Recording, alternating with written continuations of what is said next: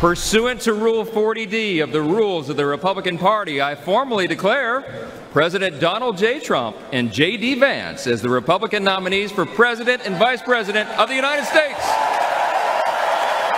Napiling running mate ni Donald Trump si Ohio Senator J.D. Vance para sa darating na 2024 presidential election. Sa isang classic Trump move, inanunsyo ni Trump ang desisyon sa kanyang Truth social media website 20 minuto matapos nitong makausap si Vance.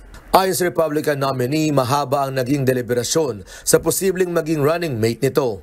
Ngunit aniya ang talento at maitutulong ni Senator Vance sa mga mamamayan ng Rust Belt na critical swing voting states ng Pennsylvania, Michigan, Wisconsin, Ohio at Minnesota ang isa sa mga nag-udyok sa kanya upang piliin ang senador. Bago ito, si Eric na anak ni Donald ang nagsalita para sa Florida delegation na nagbigay daan upang makakuha ng sapat na boto ang ama upang maging kandidato ng Republican Party para sa pagkapangulo.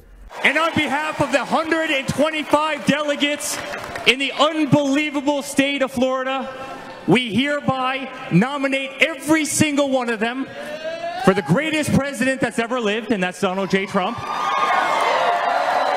Hereby declaring him the Republican nominee for President of the United States of America.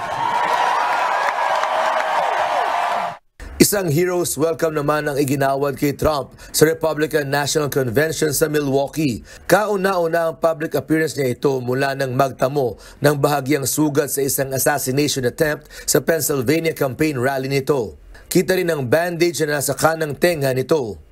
Ilang oras bago ito, dismissed ng isang US judge ang classified documents case ni Trump sa Florida dahil sa grounds na illegal ang appointment kay Special Counsel Jack Smith na pangunahing prosecutor ng kaso. Samantala, dating kritiko ni Trump si Senator Vance at kilalang isang never-Trumper noong huling eleksyon.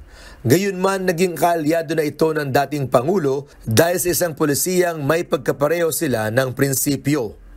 Ayon sa Republican campaign, pinaniniwala ang mas lalo pang magpapakita ng pagkakaisa sa partido at bansa ang desisyong ito ni Trump at upang muli itong makabalik sa White House. Sanikos, UNTV News and Rescue, USA. Diyos ang aming sandigan, serbisyo publiko ang aming pinahahalagahan.